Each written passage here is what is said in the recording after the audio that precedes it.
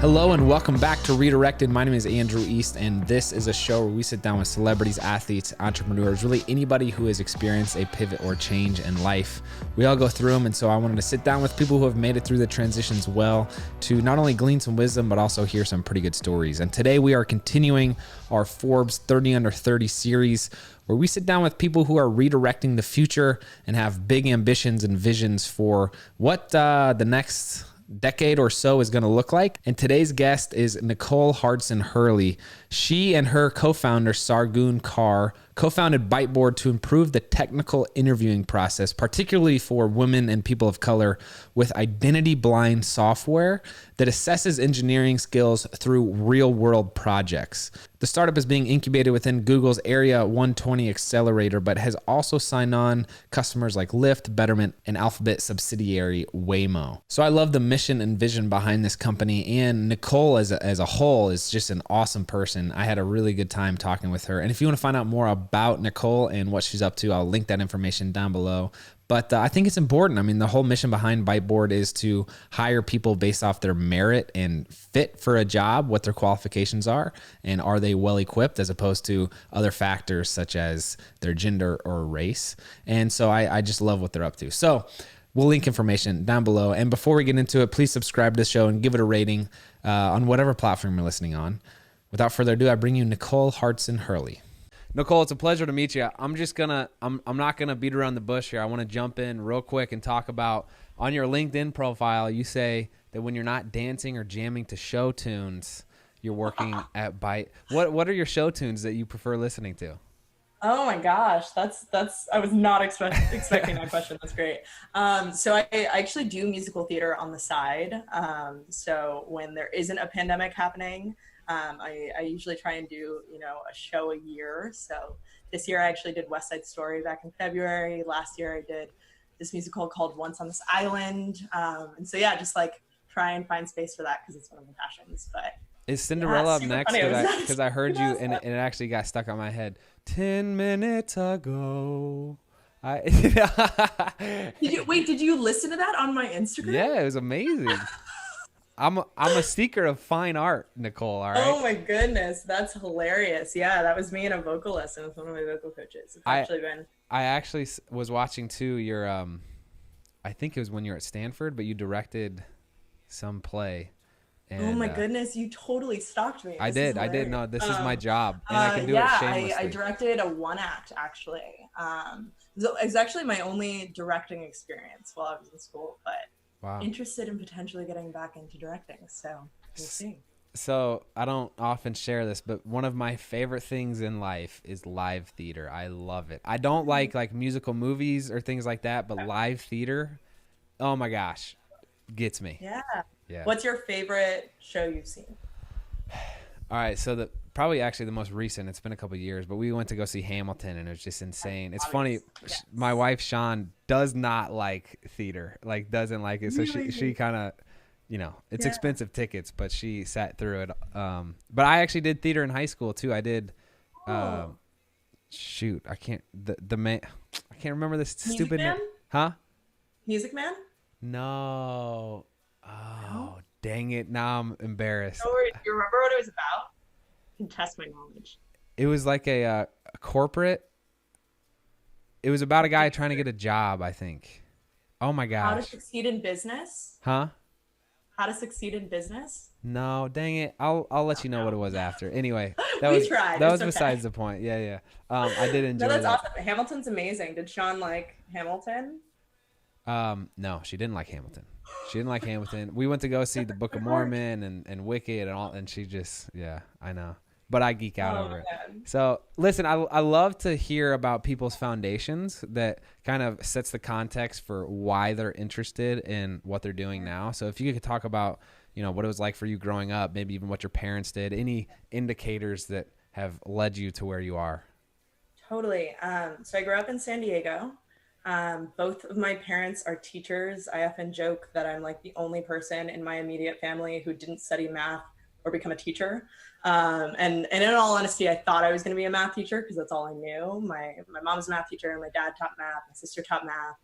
My mom's now a school principal, so I kind of was always surrounded by educators, and so I kind of grew up thinking I was going to kind of take that path, because I think you often, the things that you see are what you want to do. And so it wasn't until I was in high school when I went to a camp put on by the Rotary Club, of all things. Wow. Where they basically, it was very random. I applied to it my junior year.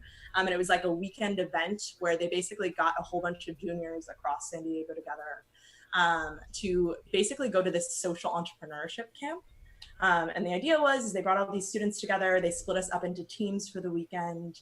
And what we had to do in our teams is basically come up with an idea that either, impacted or motivated some type of positive social change, while also being some type of enterprise. And I had so much fun. I was like, oh my goodness, what is this thing called entrepreneurship? And I was like, maybe this is something that's really interesting to me. I think I saw teachers growing up. I knew theoretically about, I could become a lawyer or a doctor, but I didn't really ever think about, I could potentially start a company someday. And this was kind of the first time that I saw you can come up with an idea and it can potentially have real impact. And you can kind of, make it happen and really kind of birth something into the world. And so did that. We ended up winning the competition at the end of the weekend. And so I was, addicted at that point. Yeah. And so when I went to college, I ended up joining a social entrepreneurship society my freshman year. Was really, really interested in figuring out a way to potentially start a business that could actually have, some type of positive social impact. And then while I was at Stanford, I ended up, I thought I was going to be a math teacher still, maybe. Didn't actually really still love math, but didn't really love studying math in college, and ended up finding my way over to the computer science department. And it's really funny because I started at Stanford and I was like, I'm never going to do computer science. A whole bunch of people do computer science. I guess I wanted to be alternative or something. I also think to some extent I didn't believe computer science was for me, which I think you'll hear from a lot of people. I think we have conceptions around what computer scientists look like. And I think quite often those people don't look like me. And so I didn't think it was a space for me.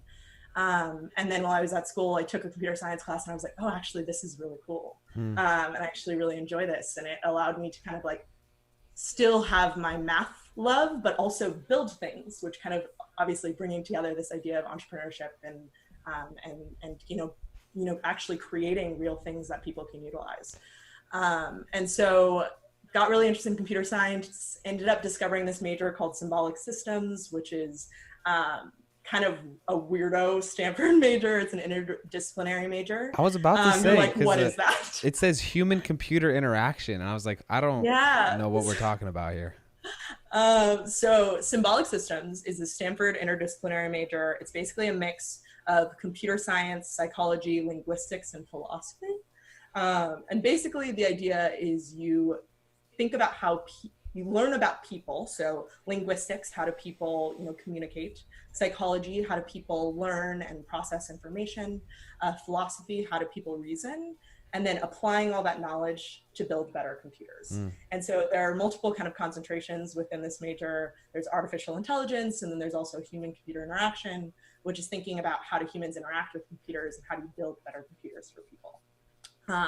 And so I was very interested in this. I was always really interested in human psychology, and it combined this kind of love for building things. And so kind of throughout that process, I really fell in love with engineering and design. And then ended up joining Google. And during my time at Google, funnily enough, within the first 4 months of my time there was this social entrepreneurship startup weekend. Wow. And so I was like, obviously I have to go to this, because that had always been a passion of mine, even since, my junior year of high school. So I go to this social entrepreneurship startup weekend, end up, working again on a team with people to come up with an idea and then pitching it at the end of the weekend. Didn't end up winning, but I met my co-founder at that event, which is super cool. And so we met, her name is Sargon Carr. We started chatting, ended up grabbing lunch afterwards. And that's kind of where the idea for Byteboard started to come about. So yeah, So it's all weirdly connected, right? yeah, that was really well done. What you just summarized there, a lot of years for sure. It is interesting at first glance, knowing that your theater is your passion and show tunes and music. This creative side of you. When you look at symbolic systems and computer science, it seems like complete opposite in some ways. But then I wonder if you view yourself as uniquely qualified, given your creative side, to speak to how computers can learn that about the human, experience. Yeah, that's interesting. I feel like my sister and I often talk about this because our mom is, like I said, she studied math, always really, really, I think because she's a teacher, we like started learning math very young. I think we were really fortunate in that way. So we kind of have this like logical side of ourselves kind of instilled by my mom. And then my dad, in addition to, he studied math, but he's a graphic designer too. And so we kind of watched him as a graphic designer and learned from him in that capacity. And so we always talk about we're kind of weirdos because we like have this artistic creative side and we also have this logical side, and we're always trying to figure out ways to merge them. And I think in a lot of ways, I think math and computer science, they are creative disciplines. You're coming up with creative ways to solve problems. And so I think, there isn't actually that much difference, but I think we can often think about them as very separate. But I do think in symbolic systems and specifically in human computer interaction, it, at least at Stanford, was very much a mix of design and engineering. And so like, I think in a lot of ways it was allowing me to kind of do both of those things. And I think that's kind of always been my journey, is like figuring out how to balance the like engineering logical side of myself with the like designy creative part of myself. And so, yeah, no, I think it's definitely a very real thing, a part of my path. Well, Nicole, if there's one thing we can relate on, it's the fact that neither of us enjoyed the college math experience. Well, it's not that I didn't like it. It was, I ended up, I did my first year as like a math major. I enjoyed my math classes, but I ended up feeling like the computer science teachers were actually just better teachers. I think like there are really like smart like mathematicians at colleges, but often like the best teachers aren't necessarily there at research universities. And I found like really amazing teachers in the computer science department. So I kind of wish I had good teachers in math because I still really loved it. But yeah. Gosh, I just even like the classroom, like tangible classroom, it was always for me like the most concrete, boring thing.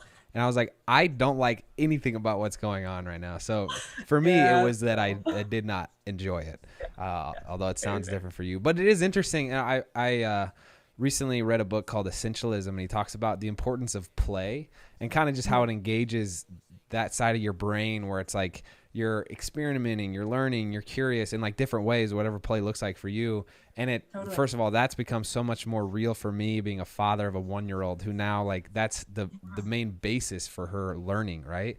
Absolutely. But then I feel like at some point, maybe in the classroom, I think for sure beyond that, it seems like the technical or like the STEM genres separate that creative side, or the people in those genres feel pressured to not engage that side of their brain when like really you look at it and those two should always be merged. Like, just like you were saying, I think it's best when the technical and the creative side kind of interact. And anyway, that was my deep thought of the day. But no, I totally agree. It's so funny. My mom's an elementary school principal, and she was working on kind of the philosophy of her school when they started it, and she made it a STEM school, so science, technology, engineering, and math initially. And I was like, Mom, you should make it a STEAM school, which is science, technology, engineering, art, and math. And I was like, I think it's really important for you to like make art a part of this and not make people feel like they're these very separate things. And I think especially with engineering and design, how integrated they are, you can't really separate them out in the way that we often do. And I think she ended up making it a STEAM school, and they'll put on awesome like shows with the kids in addition to like these kids are like coding in like second grade. It's Wow. insane. But I don't know. I think it's exciting to see that be a part of the approach. So. Wow. So you met your co-founder through Google and the social entrepreneurship program. How soon after that was it like, all right, let's create Byteboard. This is something that we need to actually form. Yeah. So we ended up grabbing lunch, I think like maybe a couple weeks after that event.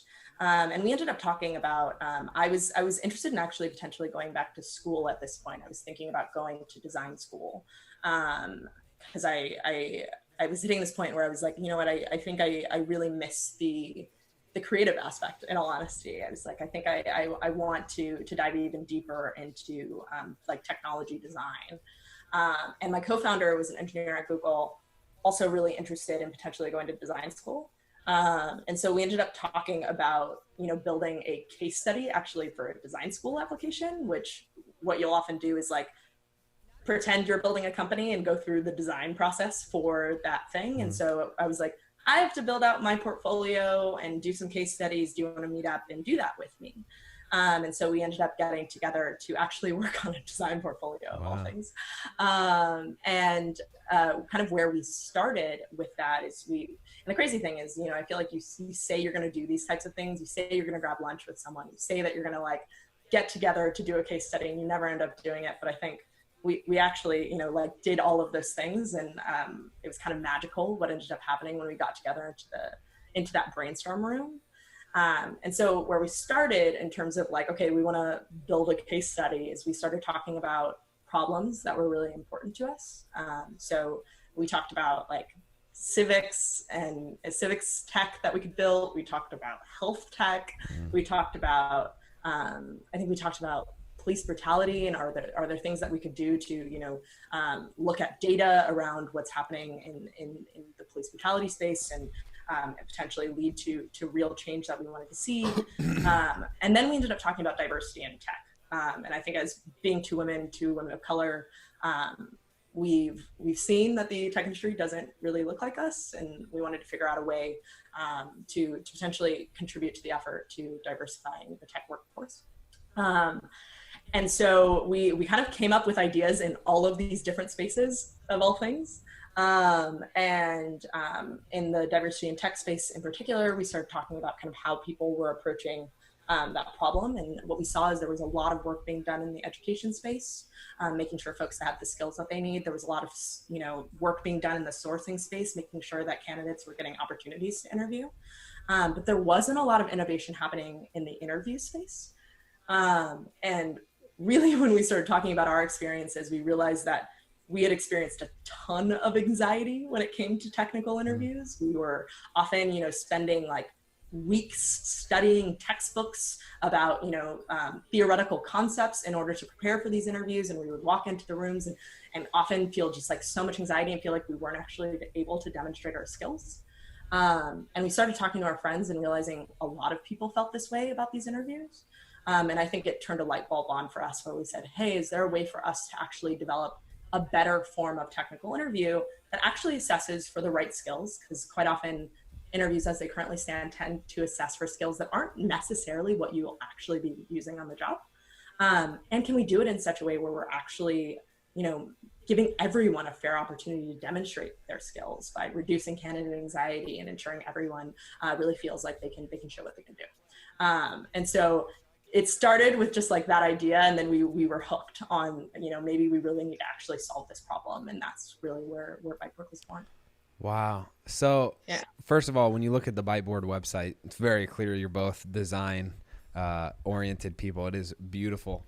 Side note, another insignificant thing, purple is my favorite color. I know, I love purple too. Yeah. But I'm curious, so you talked about the issue. What is Byteboard and how does it help that issue? Yeah. So obviously we're a technical interviewing solution. So what that means is we basically work with companies so that they can use our interview instead of, a typical interview process. And like I said, technical interviews as they're traditionally done tend to focus on kind of highly theoretical skills. So what you might learn in a computer science classroom rather than, what you actually do on the job as an engineer. So what that'll mean is you'll have engineers who are working at amazing companies spend literally like months preparing for these interviews. So really what we wanted to do is actually flip the interview on its head and really try to create an interview that actually assessed for the right skills. So what the Byteboard interview looks like is honestly kind of like a day in the life of an engineer squished into a about 2-hour exercise, where candidates actually, have the opportunity to read about a project, collaborate asynchronously with kind of our fake simulated engineers, as well as actually implement a real project. And so really we want it to feel like, okay, I'm actually demonstrating my skills, and actually doing it in such a way that I would actually do on the job as an engineer. And then after a candidate finishes that interview, we actually fully anonymize all of their materials, and we grade their interviews completely anonymously with no idea who the candidate is, alongside a very structured rubric to ensure that we're limiting the bias throughout the interview process. So really trying to make the interview assess for the right skills, and then also make the evaluation as fair as possible. So that's what you mean when you say it's a blind interview process. It's blind. Yes. Yeah. Wow. Yeah, exactly. Yeah. So, sorry, this is a technical question or process question, but you're the middleman between like what the company wants and evaluating the interviews. So you guys go through. Yeah. Wow. Yeah, exactly. So basically, how it actually works is like a company will work with Byteboard, and basically they'll have a candidate that they're really excited about, and that candidate will receive an invitation to take a Byteboard interview. They'll go through our interview experience. We will grade that candidate, and then we will give that report back to the company, and then they'll make a decision regarding if they want to move forward with the candidate or not. Wow. So you've worked with companies like Betterment and Lyft and Waymo, big like heavy hitting. Yeah. Clients there. Pretty awesome. Yeah, it's pretty cool. Yeah, we've worked with Lyft was actually one of our first clients. We started working with them in our first year, and it's been, this is our third year working with them, which is amazing and super exciting. They're such an awesome team.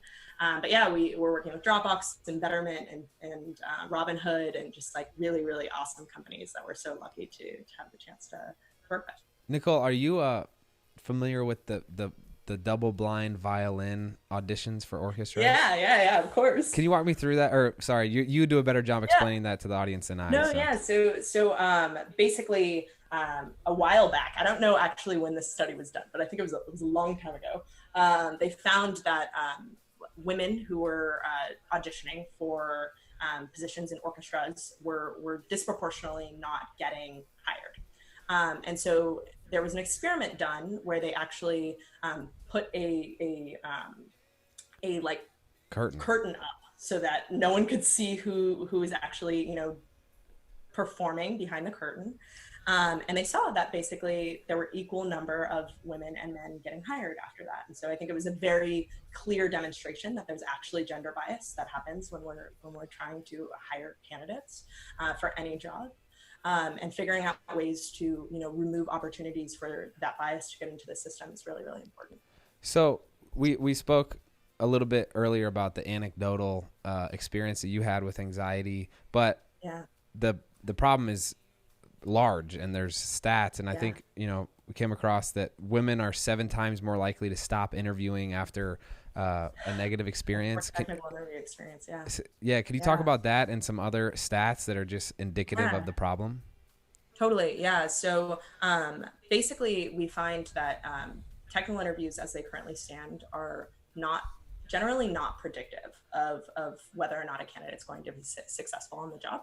And in fact, we'll see that, most candidates actually bomb technical interviews. So it's something like, I think, 30% of candidates or something like bomb technical interviews, even when on average they have a very strong technical interview experience and performance.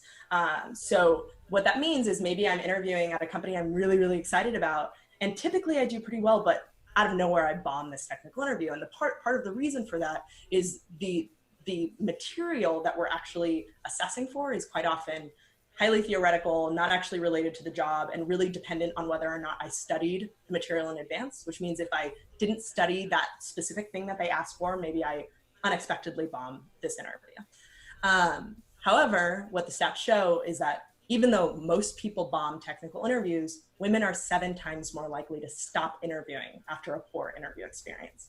And I think there's a lot of reasons for this. I think anecdotally, when I think about my experience when I had poor technical interview experiences, was that, you know, like I said, quite often engineers don't look like me, and what I think of as an engineer doesn't necessarily look like me. And so when you go through a technical interview experience and you do really poorly, it validates that, you know, voice in the back of your head that tells you maybe this discipline isn't for you.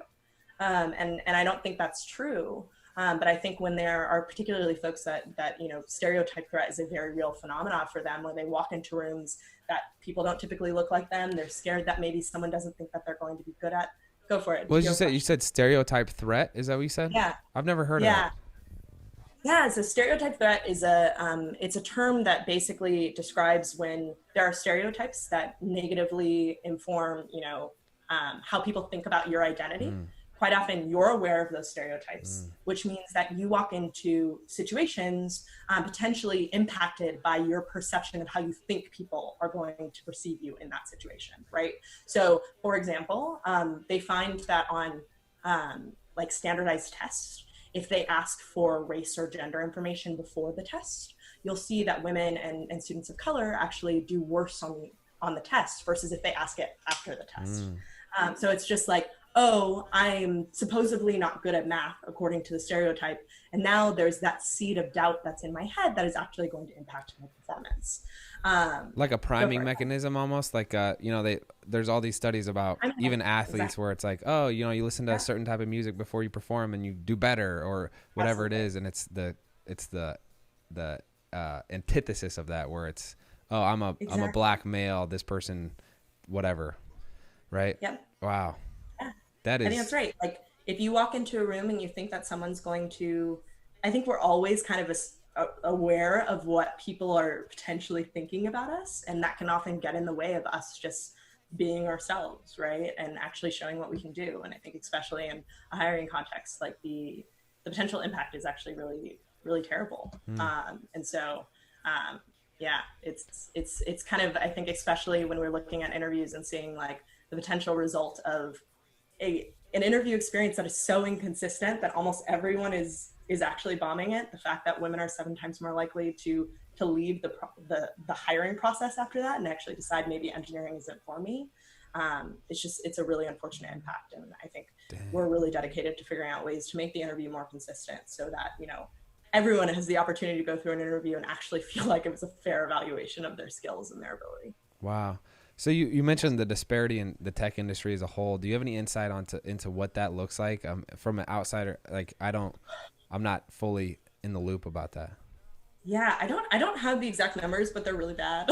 Really? I know at really large tech companies, you'll see like, you know, 5% or less of the community being Black engineers. You'll see, you know, 30 or less being female engineers, and hitting 30% is actually pretty good, which in my opinion, not that great. And so I think there's huge opportunities for improvement kind of across the board. But you can actually go online and most companies actually publish their diversity reports, which is awesome. That's been very normalized across the tech industry to actually say, you know, this is where we're at and we want to do better. And so you can find kind of all of that information online for most large scale tech companies. What's been the response with these companies you've worked with, and have you met any resistance? Yeah, I think, you know, in all honesty, it's like a lot of companies have been really excited to see something different. I think we'll talk to engineers and they'll have seen a lot of different technical interviewing solutions out there. And I think all of them tend to kind of just be an automated version of the traditional interview. And so they're still highly theoretical. They're still not necessarily assessing for the right things.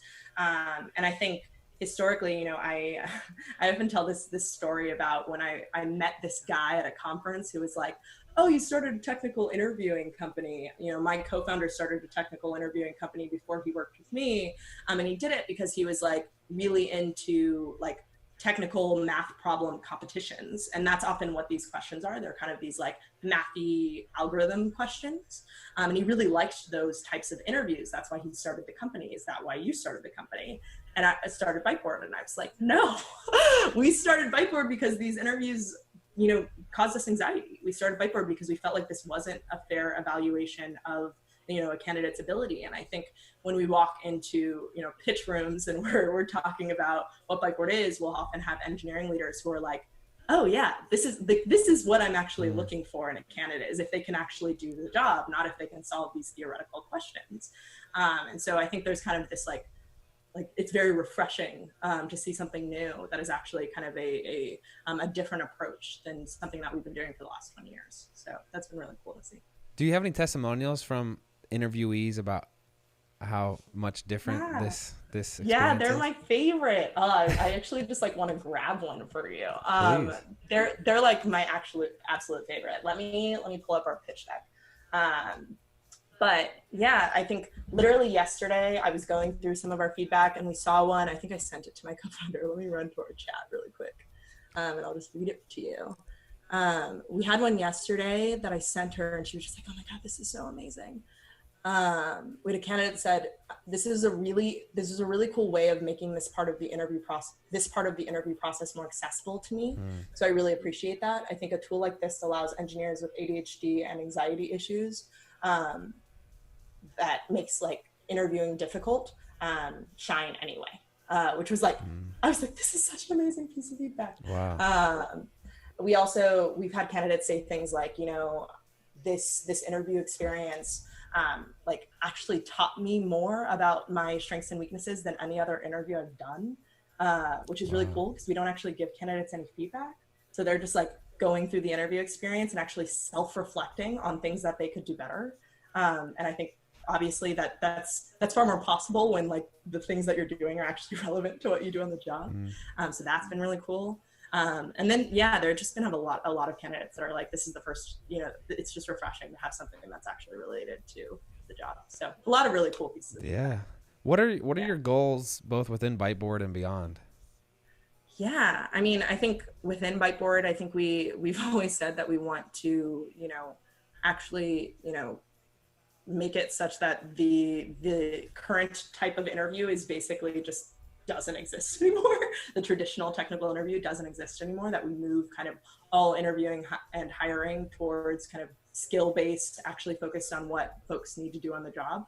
And I hope that can actually have real impact in terms of actually increasing diversity of the workforce and ensuring that everyone has an equal opportunity to demonstrate their skills. Sorry, on that note, do you have any stats on how that's affected the hiring process? Like, has it truly led to equity in the? Yeah, so we have had companies, and I can't share names, No.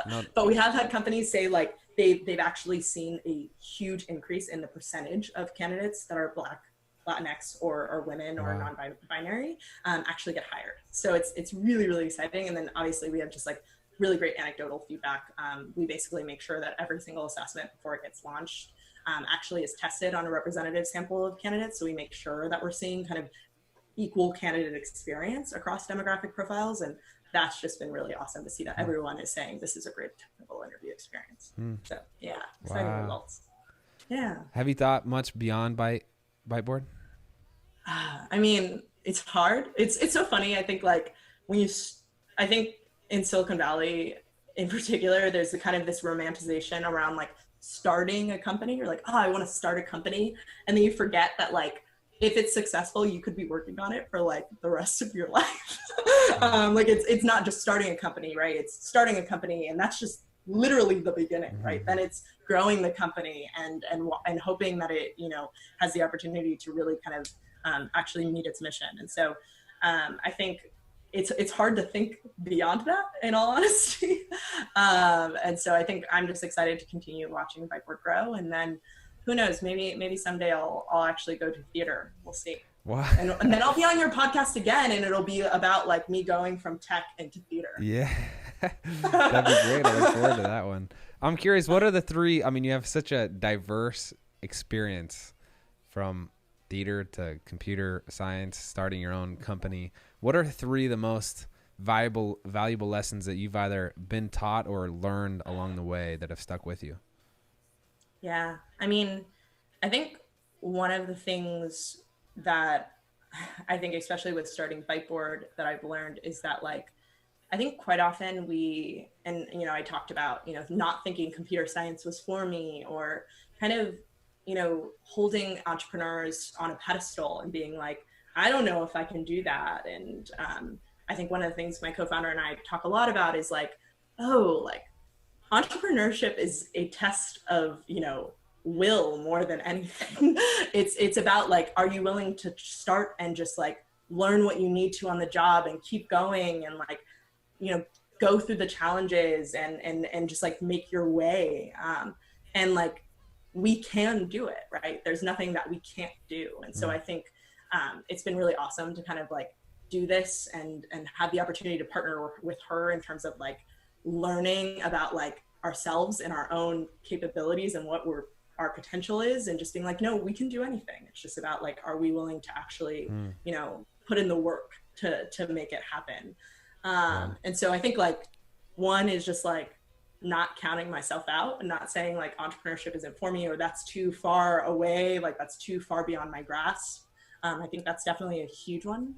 I think especially in the last year or so, one of the things that's been like really cool to learn, it's funny you said 3, so I'm like trying to think of a third one as I'm talking through this, but is like around like the importance of like authenticity, and basically like everything you do. I don't know, I'm a total perfectionist, and I'm always like, oh God, if I make a mistake, I'm like freaking out about how do I like form the narrative around like the mistake I made, versus just being like, hey, I made a mistake.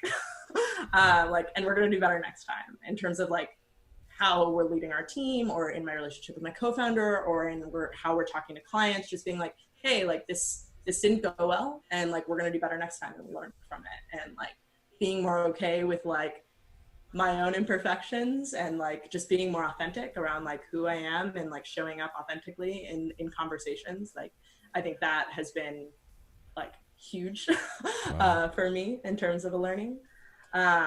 And then a third one, I'm struggling to find a third one, but I think, I think it's just been so cool, like seeing the like impact on relationships on this whole experience, and like how important like the people, it's like almost more important like who you're building the product with than like the actual product. And so I think that's been a huge learning. It's just like focusing on like making sure that like the team is in a good place, and that we are working with amazing people, and like all of those great things, and really focusing in on making sure like our team is awesome. Like that has been, I think, a huge learning for me. I think we often focus on like the productivity and the entity and like the business and where it's at, but like the team is everything. Wow.